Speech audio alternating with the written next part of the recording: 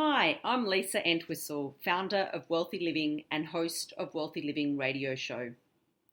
I help open-minded, big-hearted people connect to themselves, others, and the world around them, guiding them to live a wealthy life both personally and professionally. Each fortnight, I have conversations with a variety of professionals to discuss all different topics in wellness, from physical, emotional, and spiritual. We discuss how our choices impact our work, our relationships, and our health, and suggest ways to help you live a wealthy life. So there's no doubt that we all want to perform to the best of our ability, whether it's in our jobs, our sport, our leisure activities, or our personal relationships. Yet this is not always the case. So one of the reasons for this is that we feel fatigued. When we're fatigued, we increase our risk of injury, mistakes, and even the possibility of total burnout. These mistakes can not only affect our own well-being, but the well-being of those around us and those that we relate to, both personally and professionally. Fatigue is a multifaceted challenge and requires understanding and knowledge to ensure that we keep it at bay or we even eliminate it. So this week, I'm really excited to chat with my special guest, John Toomey, or better known as the Fatigue Professor. John has been working in and leading the way in health as a health educator since 1980. As a professional speaker and trainer, John has presented over 2,200 seminars in the corporate arena in Australia, New Zealand, the US, and Southeast Asia. He has published over 500 articles, including publications like Wellbeing Magazine, the Melbourne Age, the Melbourne Herald Sun, and he's a regular contributor to the Huffington Post. John has also worked extensively as a health and wellness commentator in Australian radio on stations like 774 ABC Melbourne, 3AW and 2GB. John has lectured in health and wellness areas at top universities in Melbourne.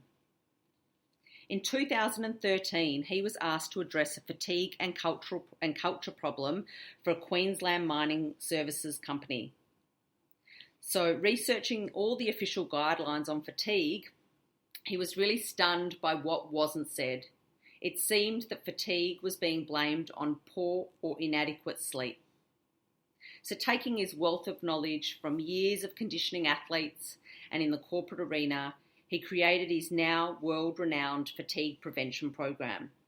So it gives me so much pleasure to welcome John here today. So welcome, John. Hey, Lisa. How you doing? Yeah, good, thank you. That's great. Yeah, so I thought it might be really good for the listeners to first, if you can clarify for us, what is your definition of fatigue? Well, it's really interesting. You know, you look at a toddler. They wake up, they come to life, they're full of beans, they do what they do, and eventually they get tired and they go to sleep and the cycle continues. But what happens with a lot of adults is that they wake up in the morning and they don't reach that point where they feel full of beans. Yep. They don't feel energetic and they feel a little sluggish. And so they carry this feeling through their day and potentially through their lives. And I call it the syndrome of just feeling ordinary all the time. Mm-hmm. And a lot of people just get used to feeling ordinary and they forget what it feels like to really feel full of beans. Mm-hmm. Now, so that's a constant level of low-level fatigue. Then you can go right through to the other end of fatigue where you've got an interstate truck driver who's falling asleep at the wheel. Yeah.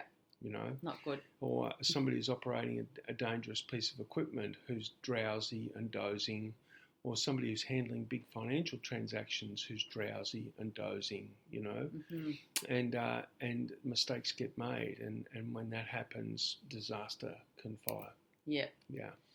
Yeah. So, you know, I definitely experienced that myself, and even this morning, for example, my son came in, and he comes in every day full of beans, and you know, there's such a difference between the way I feel and the way that he feels in the morning. And there are, and I know for myself as well, different days I can feel, regardless of how much sleep I've had, I can feel really energetic, and other days I can't. Yeah. And a lot of it's my own mindset too. Yeah. Well, see, for me, it's a big red flag because I wake up full of beans every morning. And, I've always done it. That's the way I choose to live my life. And I wake up feeling sluggish. I get interested in that and ask myself, why am I feeling that? And I normally discover something which I can then rectify and everything's fine again. Yeah. But, so many people, including I've got 8 siblings, all of them, sluggish in their lives. Yeah. And they're not really questioning why. They put it down to age or work stress or being too busy or whatever. There's lots of excuses. But at the end of the day, there is the opportunity to learn about it and become responsible. Yeah, totally. And that goes across so many things, doesn't it? That we, if we reflect on what's happening, using our body as our intelligence of what's going on, and then look for ask the question, look for the reason, and then do something about it. Yeah, absolutely. So what are the main symptoms? Like you discussed a little bit in that definition there, but what are the main symptoms that you see of fatigue? Like if someone wants to know, are they just tired, or are they fatigued, or are they at the other end? What are the symptoms? Well, it can go on a range. Like the basic one that you notice is the people who find themselves yawning at 10:30 in the morning. Yeah, which is crazy. They've only been out of bed for 3.5 hours. And they're yawning at 10:30 in the morning. And most people ignore that and try to step around it. Then you can go a bit further where later in the day people hit sleepiness. Now, that's not dangerous if you work in an office. Yep. But if you're driving a bulldozer, it is. Yep. Then it goes to the point of a person being so fatigued that they start using stimulants to try and pick themselves up. So they start using energy drinks and those sorts of things. And I can't understand why energy drinks don't carry the same taxes that cigarettes carry, because they're just as destructive. People use sugar as a pick-me-up to try and get them through, so then that's creating lots of other implications in their body. Then we go to the next step where people start using amphetamines, and that gets really dangerous then. And especially now with this really destructive drug, ice. Because, a young friend of mine, he got addicted to ice. And I said, why did you do it? And he said, because the first time I took it was because I'd been on a bender and I had some stuff that I really had to do, and a mate gave it to me to try it. And he said, I was superhuman. I've never felt that good and that strong and that energetic. And he said, so I thought I could use that more often. And, of course, it got hold of him. So that's a really destructive end. The other one is people getting so tired that they resist it and then they can't sleep. Yeah. So it becomes cyclic then. And then the other areas of fatigue which are really quite significant are where people are creating really stressful situations for themselves, and they're secreting enormous amounts of adrenaline into their system, and they're fighting against that, and they're taking sleeping tablets, and maybe they're taking Valium and those sorts of things. And eventually, their adrenal glands can become fatigued, and then that can lead them to an extraordinary level of tiredness that can take weeks to get over. Wow. Yeah. So it sounds like a huge cycle, and, it can start off with something really minor, and then as it goes on, if it's not addressed, it can become more and more major to the point that, you're just stuck in a cycle that's really hard to break. You bet. So, we talk about those sort of symptoms, and obviously, if someone's, one of the implications is obviously taking drugs in the end, which is obviously not a good thing. But what are the other impacts and implications around fatigue? Not so much in what someone's consuming in order to sort of take the tired feeling away, but what sort of things can happen that you've seen in the workplace, or ripple effects from that, like outside of the workplace? Well, certainly, people crashing cars. Yep. They doze off, microsleep, they crash a car. Yep. Or somebody puts their arm into a machine and all of a sudden they haven't got an arm anymore. Those are fatigue. Yeah, I heard that on the radio yesterday, actually. A guy was stuck for hours until emergency came in. His arm was stuck in a machine. Yeah, it's incredible. And he's in critical condition. Well, because when people get that level of fatigue, their awareness drops right down. Yep. They're as good as asleep. But the other side of it is that, and this happens with a lot of construction workers, They go home from work and they feel that exhausted, they plonk into their chair and fall asleep. So they don't connect with their kids.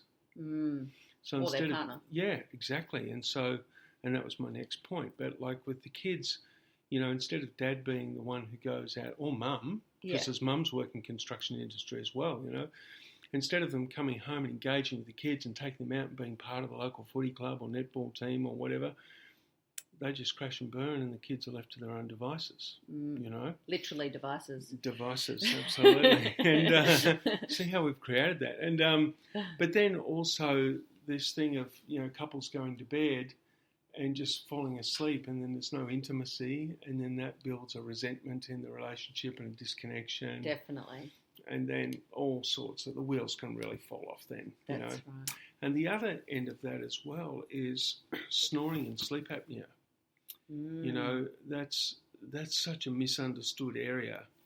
And, I always ask the question, how many people in this room live with somebody who's been known to falsely accuse them of snoring? And of course, because no one ever snores. And they put their hands up, and a lot of people, probably 50% of the room, have got a snoring problem. Yep. Which means they're not sleeping well.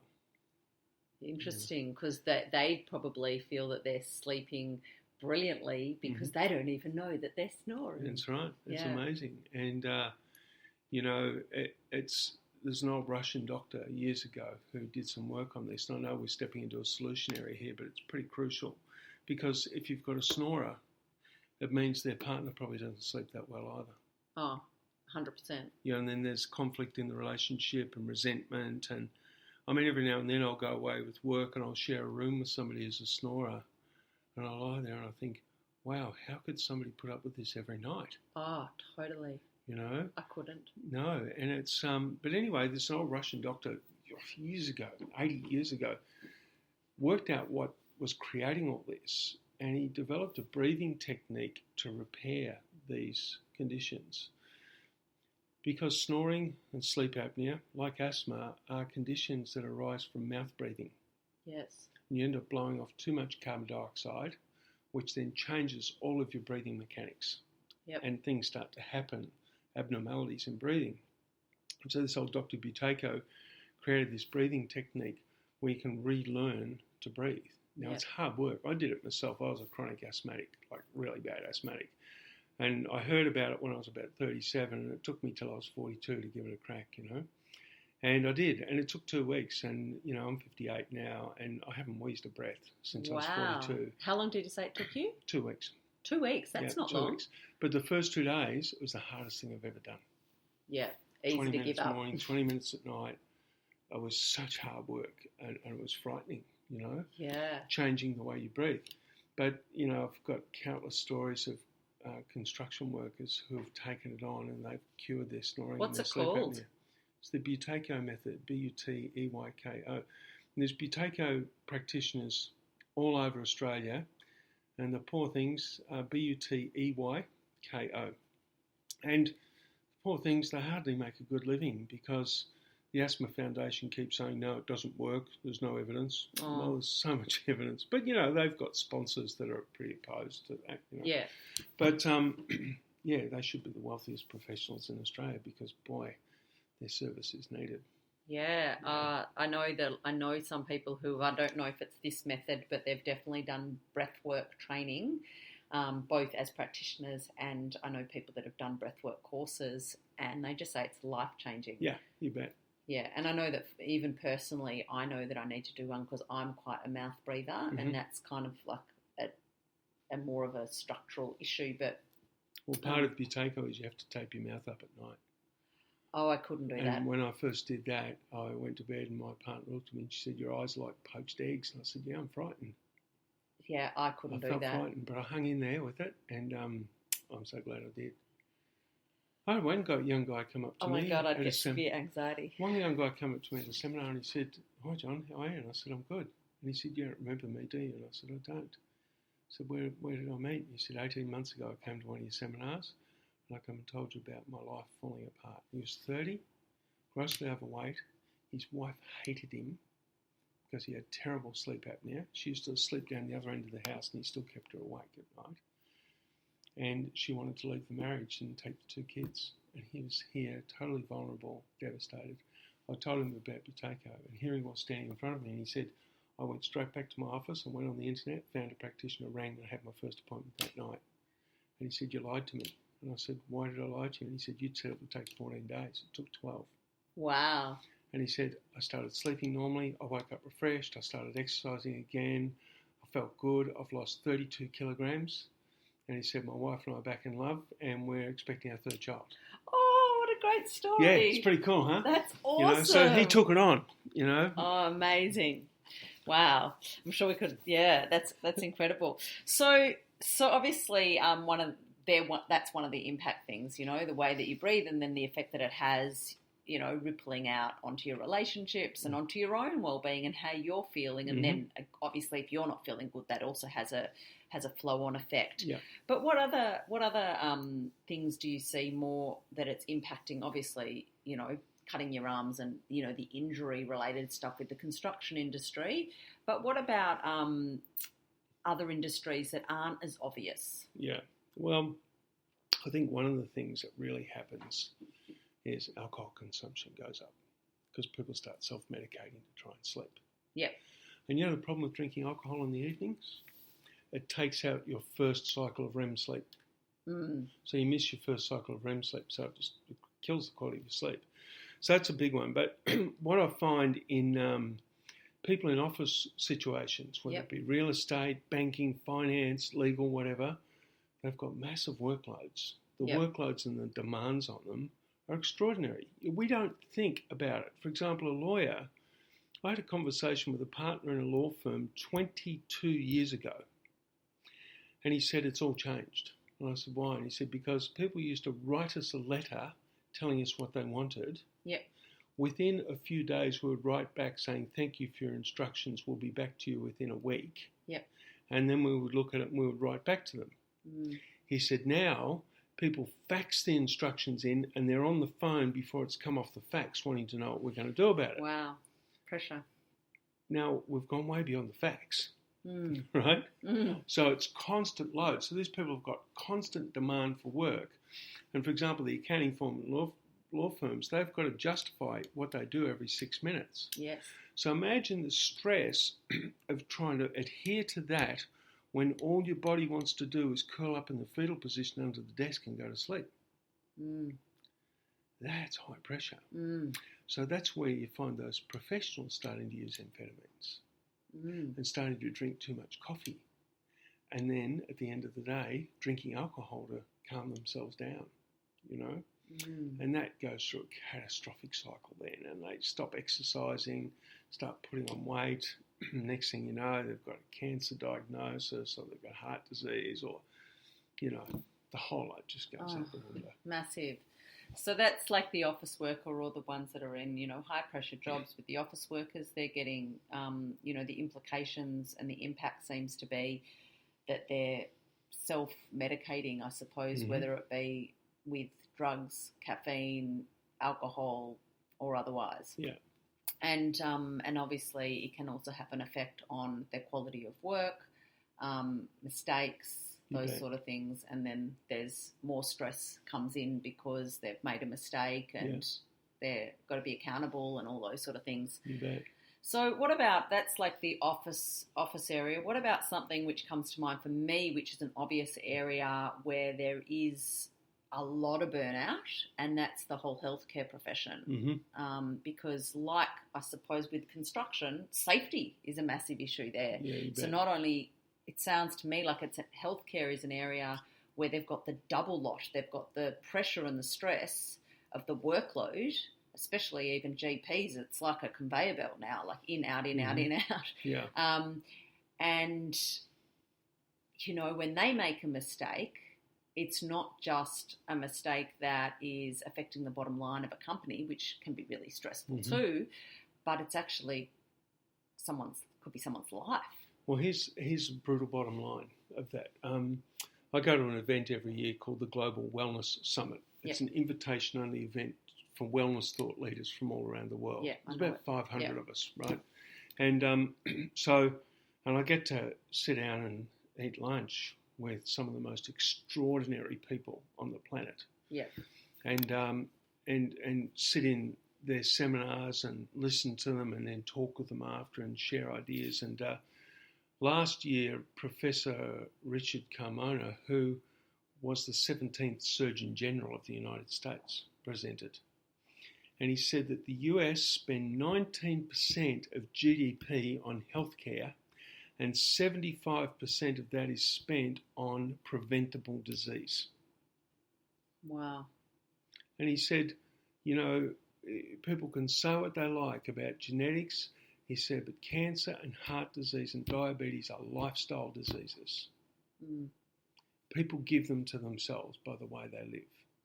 Now then what happens is we then have a healthcare system that is profoundly overloaded with people needing care because they haven't taken care of themselves. They haven't taken responsibility for their own health and well-being. And you can blame advertisers and McDonald's, but actually we all know.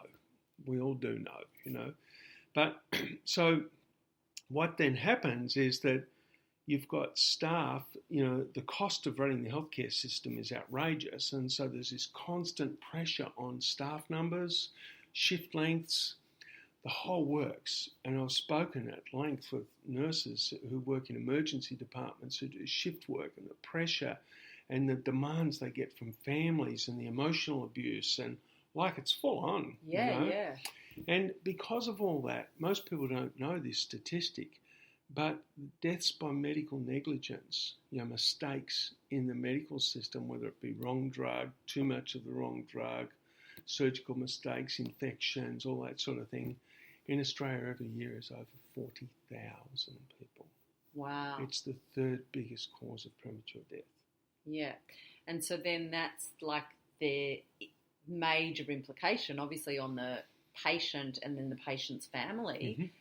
But that's also a major implication on the person who made the mistake, You bet. because they're carrying the shame, the guilt, the lack. They've studied years and years and years. They don't want to admit what they've done because that could get them out of a job. Yeah. The legal system come in now crazy on all that stuff, and there's very little support around for healthcare practitioners. Yeah. So it's a massive, massive impact. I've had family and friends who died from medical negligence. You know, like my grandfather died from medical negligence. Yeah. A very dear friend of mine who was an absolute health guru and a legend in sports conditioning, incredible guy, and he got bone cancer. Now, we can talk about the reasons why, and I'm pretty sure there's pretty good reasons why, because he was a little bit old school and he pushed himself profoundly hard. Anyway, he did pretty well treating it naturally, but it was just that last of it he couldn't get. And he talked with the oncologist, and the oncologist said, look, we can give you a double dose. Instead of having, we'll just give you a double dose of chemotherapy and really hit it. And he said, yep, let's do that. I'm up for that. So he went into hospital, but some mistake was made and he got given a double dose and he died. You know, it's like amazing, you know, but it's like, I would not point the finger and blame anybody in that situation, because as a whole society, we're not taking responsibility. Yeah. And we're creating that situation where it's an unfixable situation until we do something about how we live our lives. And making a decision to prevent our own fatigue is a good step, because it requires some positive lifestyle change. That's exactly right. And, you know, it's also, I suppose, a culture and a system, or a systems culture, that starts to support this whole idea that fatigue can kill, and that it's not, especially in the healthcare system where so many people are impacted and it's someone's life. And it's not just like in construction where it's the person's life that's made a mistake, it's somebody external's life. Really, it's so many areas have to accept this situation as being real, and changes needed to be made in order for anything to be different. Yeah. Which is a massive topic on its own. So if we then move on, and we've looked at over a number of different industries, you know, some of these implications and some of the impact that fatigue is causing, let's now talk about ways that we can prevent it. So, you know, you mentioned that lifestyle and lifestyle choices that everybody's making and self-responsibility is really important. Mm-hmm.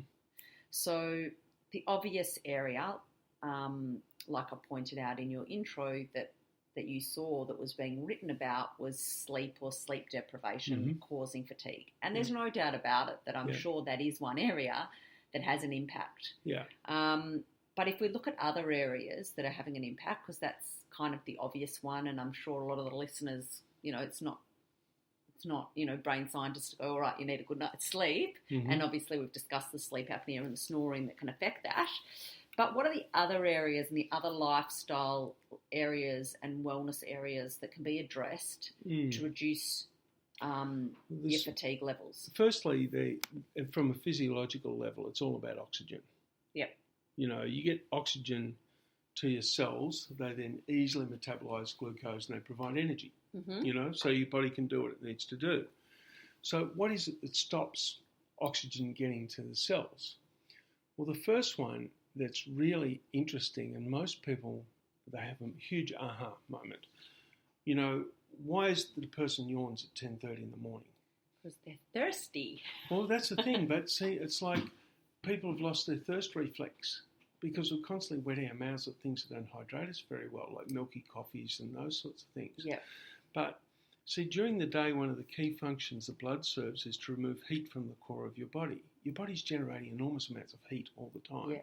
And if you don't get rid of it, you cook yourself. And the way the body does that is it traps the heat in molecules of water in the blood and then deposits those molecules of water in the sweat glands and in the lungs. The water that goes into the sweat glands just evaporates off into the atmosphere. Mm. And the water that goes into the lungs comes out as water vapour in your expired air. That's why when you're on your sunglasses, you leave a vapour there. Yep. So there's this water constantly leaving your body and it's coming from your bloodstream, and your blood has to replenish its water supply. And it does so by drawing water from the bowel, which is the body's water tank. Now, if there's no water in the bowel and the blood can't replenish, it can't stop giving water away because you'll cook yourself. Yeah. So as the day goes on and the water level in the blood drops, the blood volume drops and the blood starts to thicken, which then compromises the efficiency of circulation. And the first symptom is your body notices a slowdown in blood supply to the brain, which means your brain's not getting enough oxygen or glucose. So the first thing it does is switch on a reflex designed to enrich oxygen supply, and that is you start yawning. Yep. Now, what happens with most people when they start yawning, they go looking for a pick-me-up. Yep. So they go and smoke a cigarette, get a shot of nicotine, or they'll go and have a coffee, or they'll have a soft drink, or they might talk to themselves about how much they've been exercising really well lately and my blood sugar must be low, so I probably should have chocolate, right? Or whatever it is they do. And they come back to their workstation and feel better, but the reason they feel better is because they walked, and the walking pushed their blood pressure up. So eventually the symptoms come back, and what happens then is the brain goes for plan B, and the second reflex is designed to slow down the metabolic rate to reduce heat production, and two, to get the body horizontal so that blood will flow more easily to the brain. Yeah. That's why people start feeling sleepy during the day. Yes. And it's the reason people fall asleep behind the wheel of motor vehicles is because they're dehydrated. Most people don't realise that they should be drinking a litre of water for every 25 kilograms of body weight every day. And if they're not drinking that amount of water, they're probably going to be dehydrated. Now, there's all sorts of other side effects that trickle off from that. But in hot conditions, they need a lot more. And the best way to monitor that if you're in hot conditions, like, for example, if you're an office worker and you work in your garden on the weekend in summer, how do you know whether you've had enough water? You should be having a big urination every 2 hours, and the urine should be watercoloured. Yeah. And it's pretty simple to follow it that way. And so consequently, I've had construction workers out in the north of South Australia, out in the desert. 4 o'clock in the afternoon, we test them. Their urine is bright orange. It's so dark. And they've already consumed 15 litres of water. Wow. So it's pretty significant, So hydration is the big daddy. And if everybody just stopped there and handled that, their life would improve profoundly. Yeah, totally. And so just on the hydration issue, like I know a lot of people do struggle just to drink a lot of water. And it is a practice, and it's starting off small and increasing it, getting into the habit until your body's used to having that amount. Because in the beginning, you will go to the toilet a Heaps. lot because you've got to dump that supply, I suppose, that you've been carrying in the beginning, that that excess that sort of saves you when especially you're hydrated. females. Yeah, so you've got to get rid of that and then let it... my suggestion is start off at half a litre for every 25 kilograms and build it up over about 4 to 6 weeks. Yeah. Because that's how long it can take the body to readjust and get itself back into a good, healthy hydration cycle. And you're nicer than me because I tell people like 25 to 34 mils per kilogram of body weight. So it's if something like water is something people struggle with. Yeah. Does it make a difference if it is say obviously coffee or tea is different because it's a diuretic and then it's having the opposite effect because of the caffeine. But if it is, say, winter and people are having a lot of soups and there's a huge water content in that soup, is that ample? Does that add to your water? That's going to help. And I think ultimately they've got to look at their urination pattern as their indicator. The other thing that I tell people is, like I carry a 1 litre glass water bottle with me. Now, I wouldn't ever recommend you have that on a construction site. Glass bottle. No. But you can get really good, really strong, heavy plastic water bottles that don't leach any or stainless steel EPCs, any petrochemical residues from Rebel Sports, those sorts of things. But I tell them, look, if you get sick of the flavour of water, drop a peppermint tea bag into it, or a ginger tea bag, or a lemongrass tea bag or something. And the construction workers look and they go, oh, I can do that. And they do. Yeah, or even a slice of lemon. Yeah, you bet. And that's really common in Queensland. When you walk into places, they'll have big jugs of water and there'll be a whole lot of chopped mint in the water or a slice of lemon. Same, I've just come back from Florida. Yeah. You see it everywhere in Florida, sliced fruit in the water. But I think, even like in winter, it is often harder to drink colder drinks or even room temperature water. So I drink a lot more herbal tea.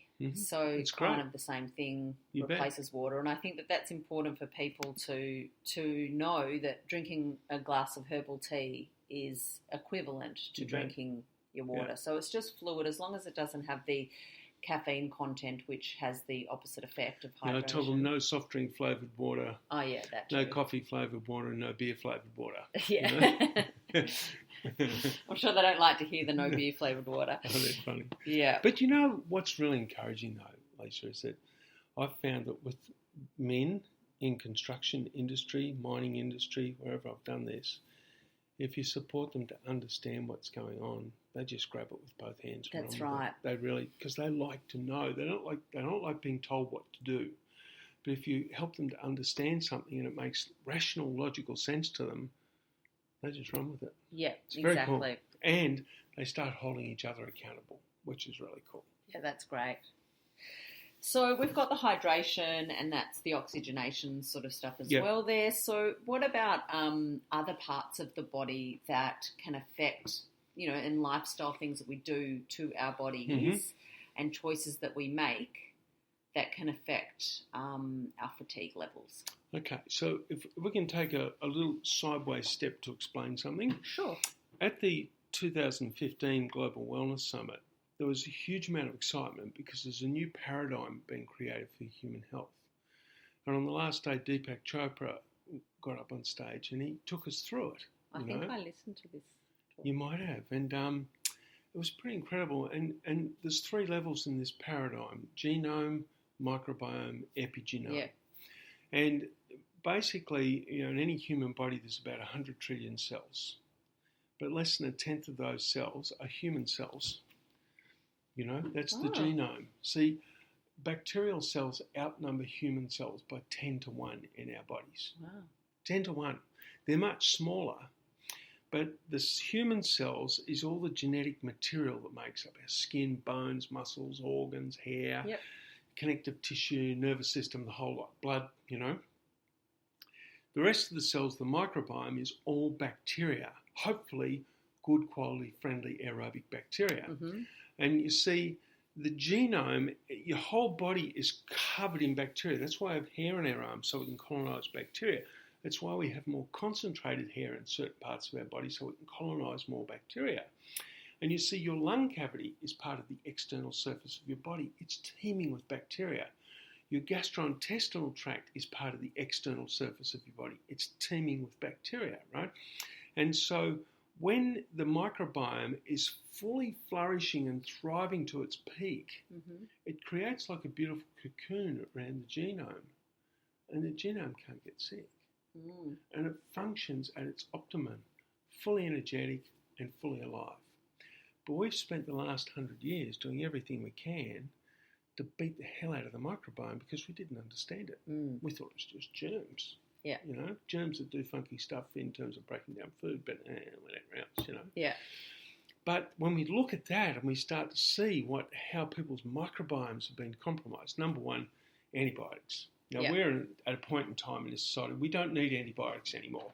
Leave them for hospital use in extreme cases, out in the community, get rid of them. We don't need them. In fact, a lot of GPs now, when people walk in, they've got a cold and they're demanding antibiotics, the GPs are sending them down to the health food store to buy probiotics, which is what builds your microbiome.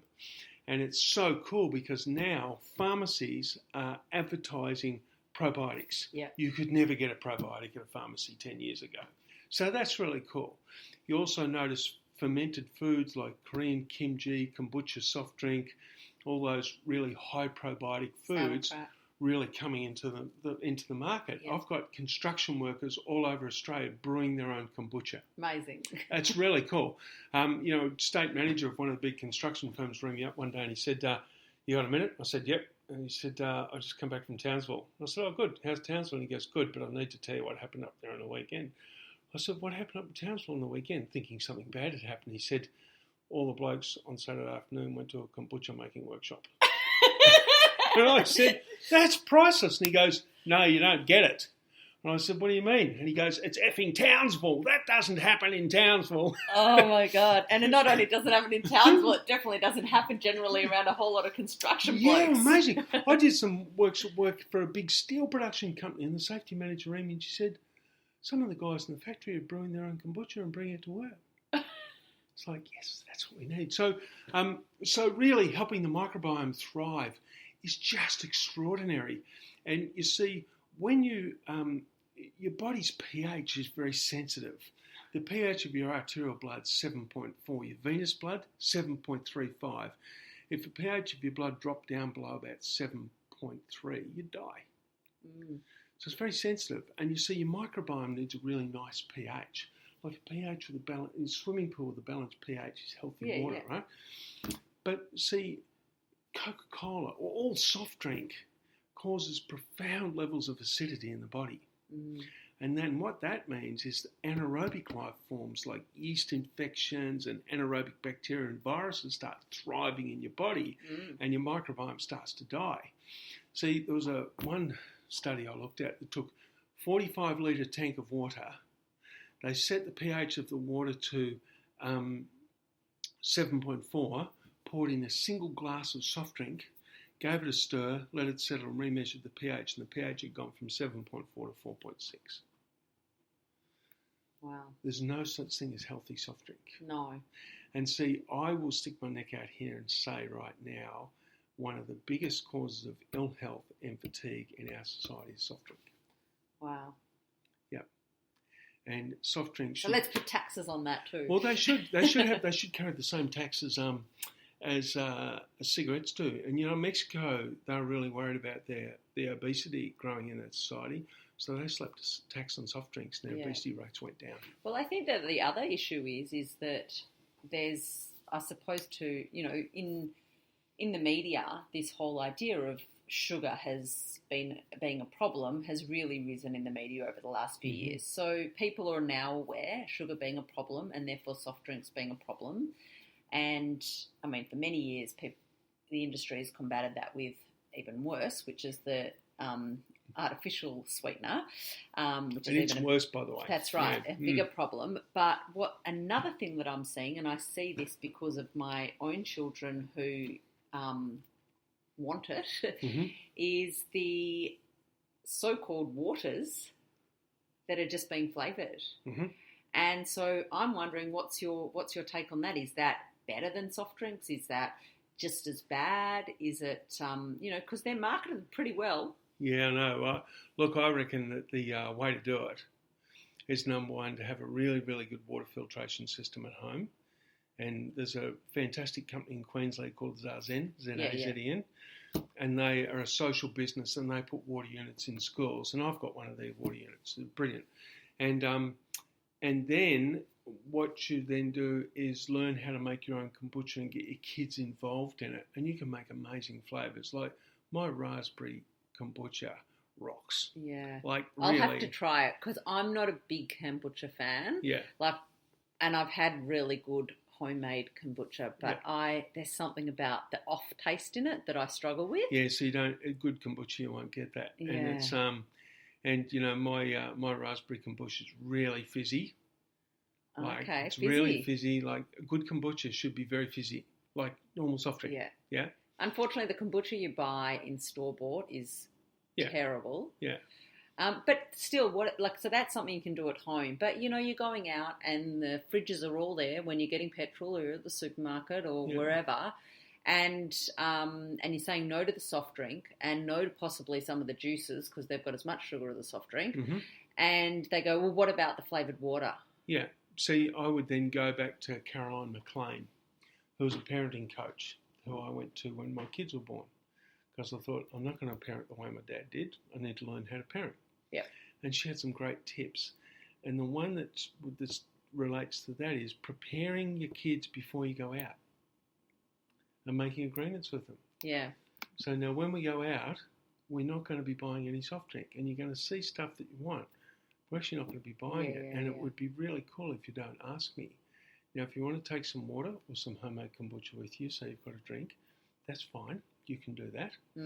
Another thing you can give kids is if you buy organic apple or pear juice and dilute it down. Yeah. So they've got the flavour still. Yeah. And you start them on that when they're really little, so they never get used to the rich taste of the full strength.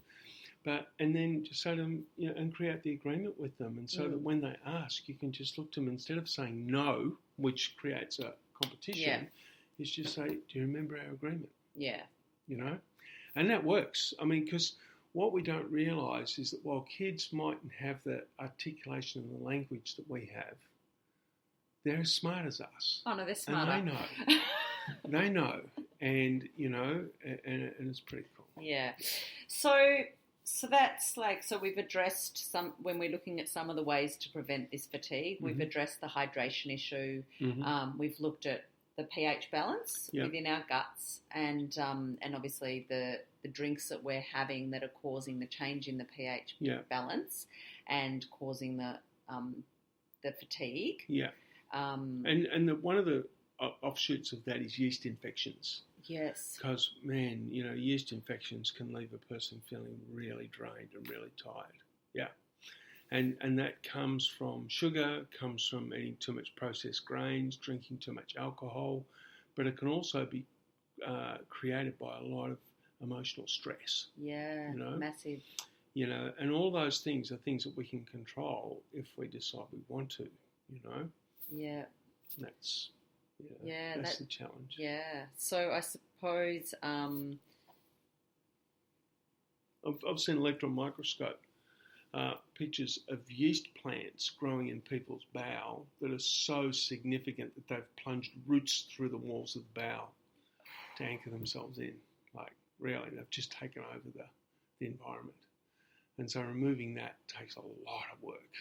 It takes a lot of work to remove that. So, if we are then, people are really tired and they feel that they're that they're addressing the hydration issues, they're getting good sleep, they're active, so they're fit, there's a big chance that they've got gut issues. Gut issues or yeast infections. There's something going on in their mind. Yeah. And here's a really simple explanation of it. And this is what people do to themselves, okay? So, like if you put your fist against your hand and you push one way and you push the other way, what happens if you push with equal force? There's no movement, right? But if you keep pushing and just keep increasing the pressure, and I said to you, just keep doing that for a couple of hours, how would you feel? Tired. Yeah. So here's the thing. People want a job. They search through Seek. They find the job. They think, yeah, I really like the look of that job and the pay's good. So they go over the top with their resume and their interviewing and everything, and they get the job. So they did everything they could to get that job because they wanted that job. Yeah. And it's fantastic for 6 months, 12 months. But then they start to get into a period where they start to lose a little bit of their inspiration, and they arrive at work and start wishing they could be somewhere else. Yeah. So here they are at work, wishing they weren't at work. So it's the fist on hand thing. And then they're trying to push through that all day. Yeah. And so in their mind, they've created a tug of war that sees them being completely exhausted by 2 o'clock in the afternoon. Yeah. You know? Yeah. And all they need to do is stop, reconnect with their inspiration for having the job, talk to their boss about finding a new inspiration for them to get them more excited about the role, and reconnect and redecide to be there. You know? And then they're right. They can go again. Yeah. You know, it's amazing. Some organisations, you know, when, I mean, I could go on and on about this, but it was one of the massive construction projects. It was the biggest removal of earth in the history of Melbourne. Mm. And these guys, they had 63 days to dig up a valley, pull out train lines, dig up a valley, okay, lay new train lines, turn 3 roads into bridges and build 3 new train stations and get the trains running again. 63 days they had to do that. They brought in mining trucks for this job. Before it, they were going insane mentally, resisting it, worried about it. I went into the office and they were telling me how bad it was going to be. They weren't going to see their families. It was really awful, right? Yeah. And I said to the boss, get them in a room, we need to talk to them. So we got them in there and we talked about what they're actually doing. And we talked about the benefit of rail in a city, Melbourne being the world's most livable city. And when they finished their job, what they was going to do in terms of freeing the roads up, people get to and work from work quicker, which means families get more time together. Yep. And those train lines would allow people who don't have cars to get to and from the city. Because once that Frankston line and the Dandenong line are finished, they'll be able to run trains every 3 minutes. Yeah. Right? So Melbourne's going to come alive. And it's going to create communities. And I just said, you guys, what you're doing is laying the foundation for young families in the future to build. Yeah. And like these guys, everything changed. By the time we finished, I wanted to start right then, you know? Yes, totally. And in the end, what happened was, over that 63 days, they bussed 800,000 people between Moorabbin and Caulfield. Yeah. There was not a single incident or injury. They finished the job a day and a half early, under budget. Wow. And it became Melbourne's biggest tourist attraction for that period. There was people 5 deep at the fence watching the project. As the workers would work around the boundary, punters would grab hold and go, mate, what are you doing over there? Wow, it's amazing. What do you do after that? There was just interest. The community was behind them because they shifted their attitude. That's right. And they loved every bit of it. And now, I don't know whether you've been down there, but if you go and get on those train stations down there, they're extraordinary. Like, they've done such an amazing job. That's amazing, you know, and it just really shows how our mental state is and our mindset of how much impact that can have on the way that we feel and how tired we feel. Because when we feel inspired and, as you said, connected to our mission or to something bigger than the actual job, that the day-to-day grind job at hand, it fills us with a sense of joy and purpose. And when we feel that sense of joy and purpose, our motivation and our inspiration and our enthusiasm and our energy goes up. Goes through the roof. And, you know, and that can be said, I think, you know, this was obviously an extreme example, which just shows even in such an example of the amount of hard day-to-day work and the stress that needed to be done to complete that project. And they were able to change their mindset in that just by just a shift, just a reframe. We did the same with the major paint company. That's right. So I said, what are you doing? They said, we made paint. I said, no, you don't. Well, yeah, you do, but that's not the business you're in. And we explored it. And what they ended up coming to is we're in the business of creating beautiful environments where human beings thrive. That's right. And I was like, I'm important now. It's like, let's get to it. Yeah. We can do this even better. That's exactly right. And that's why, and it's so good to see. And obviously a lot of these more trade-orientated workers, they're not online watching these TED Talks on your why and your purpose. No. But they are out there at least for other workers to see, and because this happens even just in loads of industries that aren't construction or aren't trade industries, where people get demotivated and uninspired about what they're doing. And it just comes to that connection of really connecting to their why, their bigger purpose and their why, and their company and organisation's why, and then just connecting to their own values. And I just think that this is a really good way to actually sum up, because we're obviously running short of time, sum up this conversation to come back to, I suppose for me, the wealthy meaning WELLTHY, my business, Wellthy way of living, and that's that connection. Yeah, and you bet. And I've got to say to you, like I remember speaking to one of the safety managers at John Holland Group, and he said, since your seminar, he said, I've felt so much more alive. And he said, I've taken care of my hydration. He said, I'm excited about our projects. And he said, that gave me enough energy to start getting up early in the morning. He said, I go to the gym every morning now. Amazing. And he said, I'm exercising, so I'm actually really fit. Yeah. And it was like, and he said, I never thought I had the time for that, but I've actually created it.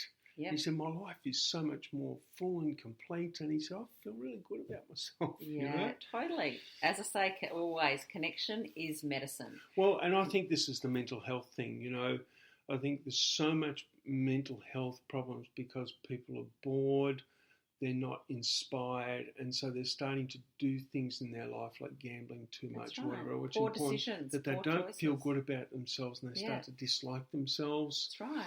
And then, whereas I always say to these guys, how can you feel good if you don't feel good about yourself? Yeah. And one of the beautiful things we can do is practice kindness. Yep. Be good to other people, get involved in some selfless service somewhere for the good of humanity, whether it be just taking an old person out for a cappuccino that never gets a visitor, or coaching the kids in footy, whatever it is, doesn't matter. No. Something that's not about you, it's about someone else. Totally. So that whole message of connect to yourself, connect to others, and connect to the greater world, and that causes that inspiration, that joy, that feel good, and then it comes back full circle that you've, by doing that, you're then reconnecting to yourself, and you've got such a bigger cup full to then be able to complete projects, feel less fatigued, and then have lower your chance of, illness. Just preventing further health complications or issues, and just really getting the most out of your life and what you can do. Absolutely. It's pretty cool. Awesome. Well, thank you so much. We've covered, quite a lot today. You've shared some awesome stories that I'm sure a lot of people can really relate to, even if they're not in those sort of industries, but it gives a lot of aha moments to really maybe hit home. We've looked at the physical health, and we've looked at sort of more of the mindset and mental health, and it's fabulous. And as I said in the beginning, fatigue is one of those areas which I think that stops people from reaching their full potential, or performing at their best ability. Mm. And so, just from chatting to you today, it's so obvious how many little things each person can do, take responsibility, and be less fatigued in their life. Yeah. I know just from listening to that, there's a few little things that I could definitely do, or maybe some bigger things. But that's awesome. So thank you so much. Is there anything else that you want to leave on before I wind it up? Yeah, look, I'll just say that one of the things I think that really helps is to feel good about yourself, dedicate a bigger part of your life to other people feeling good about themselves. And one of the best ways that we can do that is to acknowledge people who are doing good and to encourage others. You know, instead of walking down the street criticising the teenager for the way they dress, acknowledge them for the fact that they're creative and they've put an effort in. You know what I mean? It's a bit of a mindset difference. We've all got our favourite shop that we like to go to. You know, maybe it's a health food store, maybe it's a clothing shop, a tackle shop, whatever. And we stop and realise what it takes for somebody to do that. Yeah. The first thing they have to do is sign a lease that could destroy their life. If the business doesn't work, could take their house off them. Then they've got to go through all the planning and take enormous risk and then go through the anxiety of the first 12 months worrying about it. So it's a huge effort. And then eventually they've created this place that you love to go. So what would happen if you found their website, went to the contacts page and sent them an email and say, you know what, I just want to tell you how amazing you are. And these are the reasons why you're so amazing, you know. And you can also write about how you can imagine what they must have gone through starting the business. Like really, and you know, some of the emails you get back will make you cry. Yeah, it's so good because we hear so much about the importance of gratitude and what that does for us. But this is taking gratitude to that next level of acknowledgement. Yeah. And that therefore does something for someone else. So the initial gratitude's good for us, and then the acknowledgement is good for them, because everybody ultimately just wants to be seen, acknowledged, heard, and understood. And you know, there's people out there doing great work in the community. Like there's those people who turn up every year and they're the team manager for the basketball team. Not very glorious, but they make it happen. You know, we've got social media. It takes 2 minutes to get on social media and just say, whole world, I just want to tell you about Bill Smith. What a guy. This is what this guy does. Every year he's there. He's amazing. Love it. You know, but ring Bill up and tell him and thank him, you know. Yeah. And the more of that stuff we do, we remove the negativity from the world. And you see, whilst we're sitting here waiting for wars to stop and people stop hating each other in other countries, the way to fix that is to handle it in our own space and start being really, really kind and warm-hearted to the people that we do not know. Yeah, great message. And we create that in our community and it will have a ripple effect in the world. Definitely. You know? And out of that comes energy, feeling good, feeling alive. And the opposite to feeling fatigued is feeling really alive. Yeah, totally. So that's awesome. That's a great message. Thank you. Yeah, so much awesome contribution there. So thank you everyone who's tuned in today, or if you are listening to the replay. So the next show will be in 2 weeks' time, or if you're listening at another point in time, it will be 2 weeks from the date. I don't know what the date is in 2 weeks, but it's first week of July. 5th of July. 5th of July. And we'll be talking more on the eating and nutrition for energy component for human performance. So that will be a really good continuation of some of the things that we've talked about today. So, John, just before we leave, where can people find you if they want more information, if there's someone listening who would love you to come into their organisation and help their workers around this concept of fatigue prevention, or even any other health and wellness Look, areas? I'm really easy to find on LinkedIn. Yep. Really easy to find there. Connect with me on LinkedIn. Or my email address is jt@aweat.com.au. And a website? That one, or fatigueprofessor.com. Perfect. I'll put all of those details on the show notes anyway. So thank you everyone for tuning in today. I'm Lisa Entwistle, your host and the founder of Wellthy Living. To find out more about my services, you can connect with me online through LinkedIn or Facebook or even Instagram, or you can go to my website at www.wellthyliving, living.com.au. So I'm an integrated life, clarity and wellbeing coach. I do workplace wellness. I'm an event facilitator and host, and I thank you very much for tuning in today. Until next time. Well done.